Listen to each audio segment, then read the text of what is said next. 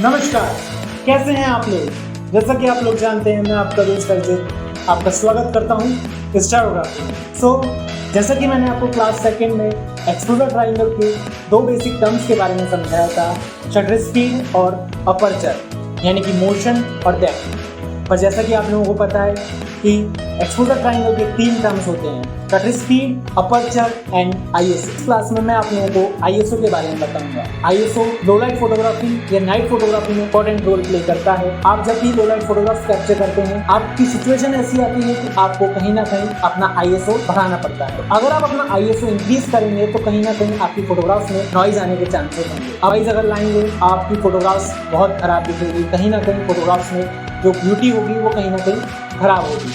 तो आप किस तरीके से नॉइज रिडक्शन कर सकते हैं, किस तरीके से आप अपने नॉइज को एडिटिंग के थ्रू सही कर सकते हैं, इस चीज़ के बारे में मैं आप लोगों को इस क्लास में बताऊंगा। मैं आप लोगों को बताऊंगा कि किस सिचुएशन में आपको कितना आईएसओ रखना चाहिए और जिससे आपकी फोटोग्राफ सही कैप्चर है।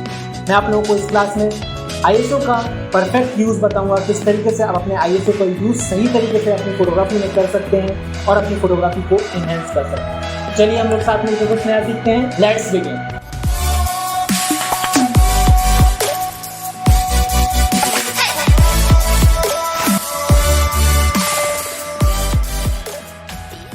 Welcome to Smartphone Photography Lesson 2nd Start Seeing as a Photographer Class 5th Low Light Photography।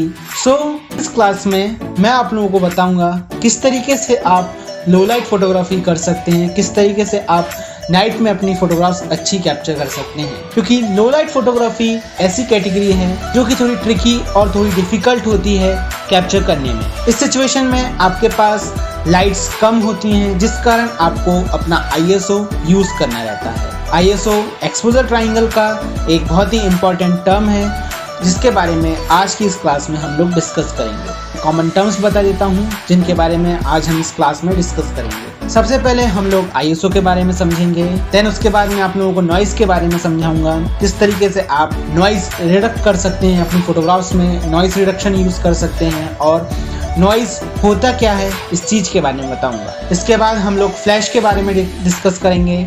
मैं आप लोगों को फ्लैश के बारे में बताऊंगा, किस तरीके से आप फ्लैश का यूज करके अपनी फोटोग्राफ्स अच्छी कैप्चर कर सकते हैं। देन उसके बाद मैं आप लोगों को एम्बिएंट लाइट के बारे में बताऊंगा। एम्बिएंट लाइट के बारे में हम लोगों ने प्रीवियस क्लास में डिस्कस किया था। पोर्ट्रेट फोटोग्राफी की आप लोग नीचे डिस्क्रिप्शन में लिंक है, वहां जाके उसको देख सकते हैं। बाकी मैं आपको एक और बार उसके बारे में बताऊंगा।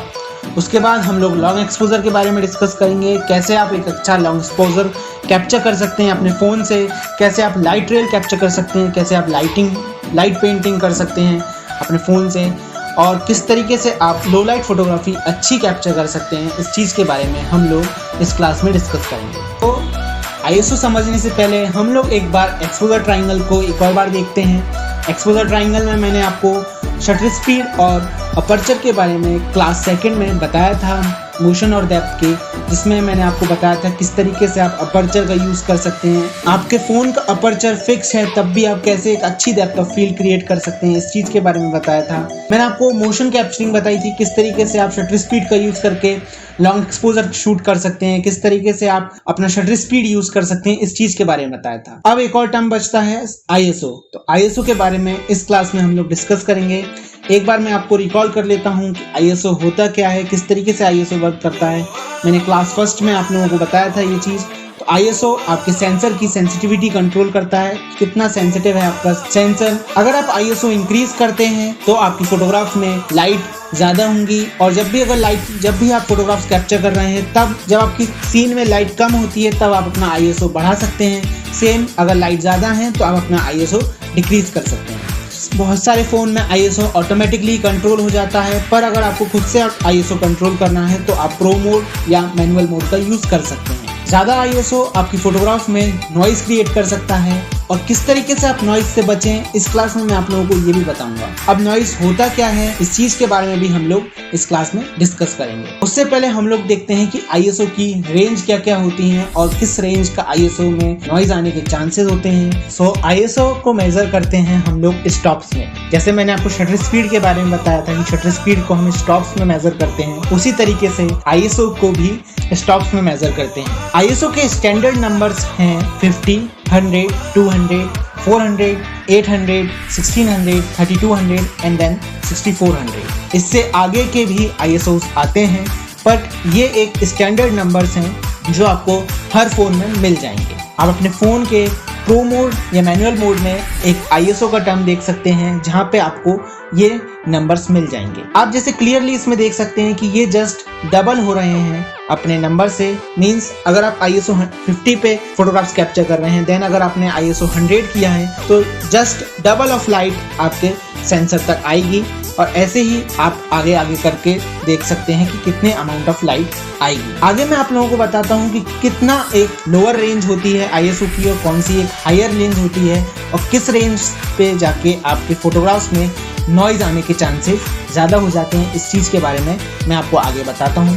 सो ISO रेंज, जैसा आप स्क्रीन में देख सकते हैं, मैनुअल मोड के बगल में आपको ISO का टर्म मिल जाएगा आपके फोन कैमरे की स्क्रीन में। आप वहां जाके अपने ISO रेंज देख सकते हैं। सो बेसिकली सबसे लोएस्ट ISO रेंज होती है आपकी 50, देन उसके बाद 100 to 6400 जैसा मैंने आपको पहले मेंशन किया। देन इसके बाद हायर ISO रेंज आती हैं जिसमें ज़्यादा चांसेस होते हैं आपके फोटोग्राफ में नॉइज आने। तो जब भी आप हाई ISO रेंज पे अपनी फोटोग्राफ्स कैप्चर करें तो इस चीज़ का ध्यान जरूर रखें कि आपकी फोटोग्राफ में नॉइज ना आए। सो आप लोग सोच रहे होंगे कि मैं नॉइज के बारे में बहुत बता रहा हूँ, नॉइज कर रहा हूँ। बहुत से लोगों का क्वेश्चन होगा कि नॉइज होता क्या है, हमको ये तो बताओ। तो मैं आपको नॉइज बताता हूँ कि नॉइज होता क्या है। तो सबसे पहले आपको नॉइज बताता हूँ कि जब भी आप अपने ISO को इंक्रीज करेंगे, आपकी फोटोग्राफ में चांसेस होते हैं कि आपको एक नॉइज दिखने लगे। नॉइज कुछ भी नहीं होता, एक रफ टेक्सचर होता है जो कि आपकी फोटोग्राफ में विजिबल हो जाता है जब भी आप हाई ISO पे फोटोग्राफ कैप्चर करते हैं। जैसे आप स्क्रीन में देख सकते हैं कि यहाँ पे ISO 100 है जिसमें आपको कोई भी टेक्सचर नहीं दिख रहा होगा, कोई भी रफनेस नहीं दिख रही होगी, और वहीं ISO 3200 है जहाँ पे आपको एक रफनेस दिख रही होगी, एक रफ पार्टिकल्स दिख रहे होंगे जिसको हम नॉइज कहते हैं। तो इसी चीज को हम लोग नॉइज कहते हैं। अब नॉइज किस तरीके से क्रिएट होता है ये चीज मैंने आप लोगों को बताया कि ISO को आप इंक्रीज करते हैं तो नॉइज दिखने लगता है। बट अगर आप देखें इस फोटोग्राफ में ISO 200 से लेके ISO 3200 तक आपको फोटोग्राफ दिख रही होगी। तो आप इसमें क्लियरली देख सकते हैं कि ISO 200 में कोई भी रफनेस नहीं दिख रही, और वहीं अगर आप 3200 देखेंगे तो आपको एक रफनेस दिखेगी, आपको एक डलनेस दिखेगी फोटोग्राफ में। तो जरूरी नहीं कि आप अपने ISO को इंक्रीज करेंगे तो ही नॉइज दिखेगा। नॉइज आपकी फोटोग्राफ में होता है, जो भी डार्क एरियाज होते हैं, जो भी शेडोज एरिया होते हैं, वहां पे आपका नॉइज होता है। बट जब आप अपने ISO को इंक्रीज कर देते हैं तो वो चीज विजिबल होने लगती है, वो चीज दिखने लगती है, और आपकी फोटोग्राफ में नॉइज क्रिएट हो जाती है, नॉइज आपको दिखने लगती है। नॉइज और ग्रेन्स में डिफरेंस है। नॉइज आपकी फोटोग्राफ में डिजिटली क्रिएट हो जाता है और उसको आप ओवरकम कर सकते हैं, उससे आप ओवरकम कर सकते हैं एडिटिंग के थ्रू, उसको आप अपनी फोटोग्राफी स्किल्स के थ्रू ओवरकम कर सकते हैं। वहीं अगर आपकी फोटोग्राफ में आपको ग्रेन्स डालने हैं तो वो आप एडिटिंग के थ्रू ग्रेन्स कर सकते हैं। सिंपल वे में समझें, नॉइज डिजिटल फैक्टर है और वहीं ग्रेन्स एक फिजिकल फैक्टर है। ग्रेन्स आप एडिटिंग के थ्रू अप्लाई करते हैं और नॉइज आपकी फोटोग्राफ में डिजिटली अप्लाई हो जाता है। तो ये दो डिफरेंस हैं नॉइज और ग्रेन्स में। आगे मैं आपको बताता हूँ कि कैसे आप इस नॉइज को रिडक्ट कर सकते हैं, नॉइज रिडक्शन कर सकते हैं। नॉइज रिडक्शन करने का सबसे अच्छा तरीका है आपकी एडिटिंग। अगर आपको नॉइज को रिड्यूस करना है तो आप अपनी पोस्ट एडिटिंग में उसको सही कर सकते हैं। आपके एडिटिंग में आप जब नॉइज रिडक्शन करेंगे तो आपकी फोटोग्राफ स्मूथ होने लगेगी। अगर आप ज़्यादा रिडक्ट कर देंगे नॉइज को तो आपकी फोटोग्राफ बहुत ज़्यादा स्मूथ हो जाएगी और आपकी फोटोग्राफ में जो आपका सब्जेक्ट होगा वो क्लियरली विजिबल नहीं होगा। तो इस चीज़ का आप ज़रूर ध्यान रखें कि जब भी आप नॉइज रिडक्शन करें तो बहुत कम करें और देखें कि आपके बस रफनेस जो आपकी फोटोग्राफ में आ रही है वो अकेली हट जाए, ना कि आपका जो सब्जेक्ट है वो स्मूथ हो जाए। अगर आप अपने सब्जेक्ट को ही स्मूथ कर देंगे तो आपकी फोटोग्राफ्स खराब हो जाएंगी। तो आप लोग ये चीज़ ज़रूर ध्यान रखें, नॉइज रिडक्शन सही तरीके से करें। Where to change ISO। बहुत सारे लोग सोच रहे होंगे कि मैंने ISO के बारे में बताया। बहुत से लोग सोच रहे होंगे कि हमको किस सिचुएशन में ISO को चेंज करना चाहिए, ये चीज़ हम लोगों को जानना है।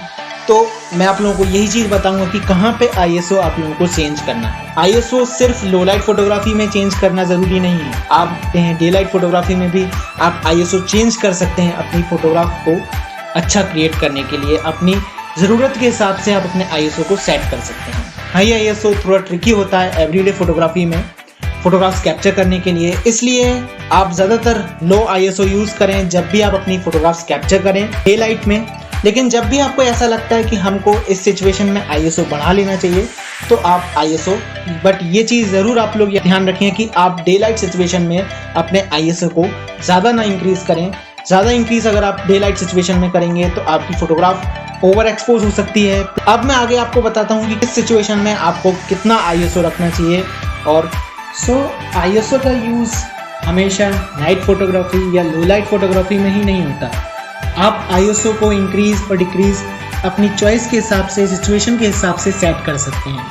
जैसे आप जब भी लैंडस्केप फोटोग्राफी करें तो आप लो ISO पे फ़ोटोग्राफ्स कैप्चर करें। आप अगर लो ISO पे अपनी फ़ोटोग्राफ्स कैप्चर करेंगे, लैंडस्केप फोटोग्राफी करेंगे, तो आप लॉन्ग एक्सपोजर शूट कर सकते हैं और आपको एक अच्छी फ़ोटोग्राफ मिलेगी। अगर आप लो ISO पे फ़ोटोग्राफ्स कैप्चर करेंगे तो आपके फ़ोटोग्राफ में नॉइज़ आने के चांसेस भी कम होंगे।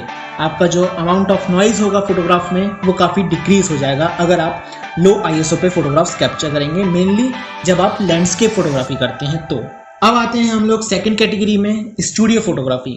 जो लोग स्टूडियो में फोटोग्राफ्स कैप्चर करते हैं या जो लोग स्टूडियो फोटोग्राफर्स हैं, आप लोग सोच रहे होंगे कि फ़ोन फोटोग्राफी से हम लोग स्टूडियो फोटोग्राफी कर सकते हैं कि नहीं। ये पहले तो ये चीज़ बताइए। बिल्कुल आप कर सकते हैं। अगर आपके पास हाई एंड फ़ोन्स हैं, आपके फ़ोन की जो कैमरा कैपेबिलिटीज़ हैं वो काफ़ी अच्छी हैं, तो आप फ़ोन से भी स्टूडियो फोटोग्राफी कर सकते हैं। Studio photography is not means कि आप सिर्फ एक स्टूडियो में जाके फ़ोटोग्राफ्स कैप्चर कर रहे हैं। स्टूडियो फोटोग्राफी मतलब आप स्पॉट लाइट या आर्टिफिशियल लाइट का यूज़ कर रहे हैं। अब आप जब आर्टिफिशियल लाइट का यूज़ कर रहे हैं तो आपका जो ISO है वो कम होना चाहिए, जिससे आपकी फ़ोटोग्राफ सही कैप्चर हो। सेम चीज़ अगर आप ISO कम करेंगे तो आपकी फ़ोटोग्राफ में नॉइज़ आने के चांसेस कम होंगे, आपका जो अमाउंट ऑफ नॉइज़ होगा वो डिक्रीज़ हो जाएगा। स्टूडियो फोटोग्राफी में मेनली हम पोर्ट्रेट्स कैप्चर करते हैं तो नॉइज़ आना काफ़ी दिक्कत का काम करता है। तो आप कोशिश करिए जब भी आप स्टूडियो फोटोग्राफ्स कैप्चर करें, जब भी आप आर्टिफिशियल लाइट से अपनी फ़ोटोग्राफ्स, अपने मॉडल की फ़ोटोग्राफ्स कैप्चर करें तो ISO आपका लो ही रहना चाहिए। Now third, wild life. Wild life photography में आपका ISO आप ज़्यादा कर सकते हैं, क्योंकि वाइल्ड लाइफ फोटोग्राफी में आपको अपना शटर ज़्यादा करना पड़ेगा। शटर ज़्यादा करने के कारण आपके कैमरे तक उतनी लाइट नहीं आ पाएगी, आपका जो एक्सपोजर है वो कहीं ना कहीं कम होगा। इसलिए आप अपने ISO को बढ़ा सकते हैं, इंक्रीज़ कर सकते हैं अपने एक्सपोजर कंपनसेशन को सही करने के लिए। आप जब भी वाइल्ड लाइफ फोटोग्राफी करें आप ट्राइपॉड का यूज़ ज़रूर करिए, जिससे आपके फोटोग्राफ्स में कैमरा शेक ना आए। सेम चीज़ स्पोर्ट फोटोग्राफी में भी होती है। जब भी आप स्पोर्ट्स फोटोग्राफी कर रहे हैं तो आप ये चीज़ ध्यान रखें कि आप अपने ISO को बढ़ा लें, क्योंकि ISO जब आप इंक्रीज़ करेंगे तो आपका जो शटर स्पीड अगर आप ज़्यादा करेंगे तो एक्सपोजर कंपनसेशन इसमें भी दिक्कत देगा, एक्सपोजर आपको सही नहीं मिलेगा, तो आप अपने ISO को बढ़ा सकते हैं। सेम चीज़ आपको एक ट्राइपॉड का यूज़ करना चाहिए, जिससे आपकी फ़ोटोग्राफ में कैमरा शेक नहीं आए और आपकी फ़ोटोग्राफ सही कैप्चर हो। फास्ट शटर स्पीड का यूज़ करके आप एक्शन कैप्चर कर सकते हैं। कोई भी एक्शन अगर हो रहा है, जो भी स्पोर्ट्स में एक्शन होते हैं, या फिर आप कभी कोई चिल्ड्रंस फोटोग्राफी, चाइल्ड फोटोग्राफी कर रहे हैं तो आप उनका एक्शन कैप्चर कर सकते हैं, कैंडिडेट्स कैप्चर कर सकते हैं। सो इस टाइप ऑफ सिचुएशंस में आप अपने ISO को सेट कर सकते हैं। हाई कब करना है, लो कब करना है, मैंने ये चीज़ आप लोगों को बताई। सो अब मैं आप लोगों को टिप बताता हूँ और बताता हूँ कि आपको किस सिचुएशन में कितना ISO रखना चाहिए और किस ISO रेंज पे आपकी फ़ोटोग्राफ में नॉइज़ नहीं आएगा। तो सबसे पहले मैं आपको बताता हूँ, जब भी आप फायरवर्क्स या क्रैकर्स की फ़ोटोग्राफ्स कैप्चर करें या लाइट फोटोग्राफी कैप्चर करें तो आप फास्ट शटर का यूज़ भी कर सकते हैं और स्लो शटर का भी यूज़ कर सकते हैं। आप जब फास्ट शटर यूज़ करेंगे तो आपको फ्रीज मूवमेंट मिलेंगे, और जब भी आप फास्ट शटर यूज़ कर रहे हैं तो आपका ISO हमेशा 1600 से स्टार्ट होना चाहिए। जब आप फास्ट शटर मूवमेंट यूज़ करेंगे लो लाइट में तो आपका ISO आप हमेशा 1600 यूज़ करें और उससे ज़्यादा करें। और ये चीज़ ज़रूर देखें कि आपके ISO इंक्रीज़ करने पे किस पर्टिकुलर ISO रेंज पे आपको नॉइज़ आ रहा है, उसके जस्ट एक नीचे का ISO आप यूज़ कर सकते हैं। फास्ट शटर स्पीड आपको यूज़ करना ही पड़ेगा जब भी आप फ्रीज मूवमेंट कैप्चर कर रहे हैं।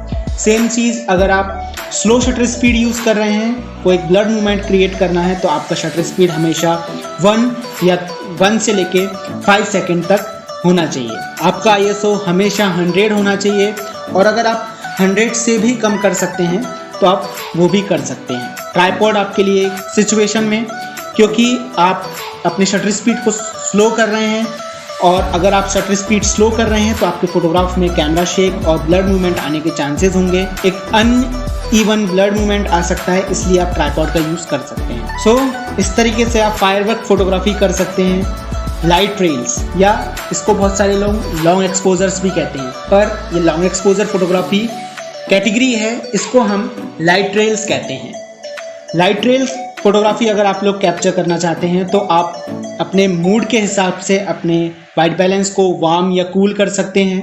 वो आपके मूड पे डिपेंड करता है। वो आपके जो भी फोटोग्राफी में, जो भी फोटोग्राफ्स में, या फिर जो भी सीन में जो एक एटमॉस्फेयर, जो एक सीन क्रिएट हो रहा है, उसका मूड कैसा है, उस सिचुएशन में आप अपने वाइट बैलेंस को सेट कर सकते हैं। लाइट ट्रेल्स आपको कैप्चर करनी है तो आपका ISO बिल्कुल लो होना चाहिए। आपके ISO फ़ोन में कितना ISO लो रेंज जा सकता है, 50, 100, जितना भी जा सकता है आप उस चीज़ को करें। और इस सिचुएशन में आपका शटर स्पीड काफ़ी स्लो होनी चाहिए, बाय 30 होनी चाहिए। 30 सेकंड तक मिनिमम आपका शटर ओपन रहना चाहिए, तब जाके आपको एक अच्छा लाइट ट्रेल्स इफेक्ट मिलेगा। सो स्टार फोटोग्राफी, जब भी आप स्टार्स फोटोग्राफी या मिल्की वे शूट करना चाहें तो आप ये बेसिक चीज़ों का ज़रूर ध्यान रखें कि सबसे पहले आपके पास एक ट्राइपॉड होना चाहिए। उसके बाद आप लोग एक वायरलेस रिमोट या टाइमर यूज़ कर सकते हैं, या फिर अपने ईयरफोन का यूज़ कर सकते हैं अगर आप फ़ोन यूज़ कर रहे हैं। आप वेदर का ज़रूर मॉनिटर कर लें, वेदर किस टाइप का हो सकता है, क्योंकि आप रात में और लेट नाइट आपको स्टार्स की एक मिल्की वे आपको मिलेगा। तो आप पहले ही एक वेदर रिपोर्ट मॉनिटर कर लें कि कोई क्लाउड इफेक्ट तो नहीं आ रहा है, या फिर क्या सिचुएशन है, इस चीज़ को आप देख लें। आपको एक क्लियर स्काई मिलना चाहिए जब भी आप स्टार्स फोटोग्राफी करें। और अगर हम सेटिंग्स की बात करें तो आपका जो सेटिंग होनी चाहिए वो आपका ISO होना चाहिए 3200, या इससे आप ज़्यादा भी कर सकते हैं। मैनुअल फोकस आप कर सकते हैं, और मैनुअल फोकस को आप हमेशा इन्फिनिटी पे रखें। उसके बाद आपका जो एक्सपोजर है, यानी कि आपका जो शटर है, वो 20 सेकंड्स तक होना चाहिए। 20 सेकंड से ज़्यादा ना करें, ना ही 20 सेकंड से कम करें। कम थोड़ा बहुत आप कर सकते हैं, बट 20 सेकंड्स आप लोग रखें। इससे आपको एक अच्छा स्टार इफेक्ट मिल सकता है कि स्टार फोटोग्राफी आप काफ़ी अच्छी कर सकते हैं। मैं अगले so here we ends our this lesson, advance lesson of phone photography, start seeing a world. Next lesson मैं स्टार्ट करूँगा, जिसमें मैं आप लोगों को बताऊंगा कि किस तरीके से आप एडिटिंग कर सकते हैं और किस तरीके से आप अच्छी एडिटिंग यूज़ कर सकते हैं अपने फ़ोन में, और क्या एडिटिंग ऐप आपको यूज़ करना चाहिए अपने फ़ोन में, जिससे आपकी एडिटिंग स्किल्स भी इम्प्रूव हो। आई होप आप लोगों की वीडियो अच्छी लगी हो। अगर वीडियो अच्छी लगी हो तो लाइक कीजिए, शेयर कीजिए और अपने प्रीशियस कमेंट बॉक्स में लिखिए। और अगर आप मेरे चैनल पर नए हैं और अभी तक मेरे चैनल को सब्सक्राइब नहीं किया है तो नीचे दिए सब्सक्राइब बटन को दबा दीजिए, बेल नोटिफिकेशन आइकन को भी दबा दीजिए, जिससे आपको एक रेगुलर अपडेट मिलती रहे मेरी वीडियोस से रिलेटेड, और आप एक भी वीडियो मिस ना करें। यहाँ पे हम लोग एंड कर रहे हैं हमारे एडवांस फ़ोन फोटोग्राफी के लेसन्स को। अगले लेसन में मैं आप लोगों को बताऊंगा किस तरीके से आप एडिटिंग कर सकते हैं, किस तरीके से आप एडिटिंग का यूज़ करके अपनी फ़ोटोग्राफ को इन्हेंस कर सकते हैं, क्योंकि एडिटिंग बहुत ही मेजर रोल प्ले करती है फोटोग्राफी में। आप एडिटिंग के थ्रू अपनी फोटोग्राफ्स को अलग ही लेवल फोटोग्राफ्स बना सकते हैं। अब हम मिलते हैं मेरी अगली वीडियो में। तब तक के लिए goodbye, take care, thank you.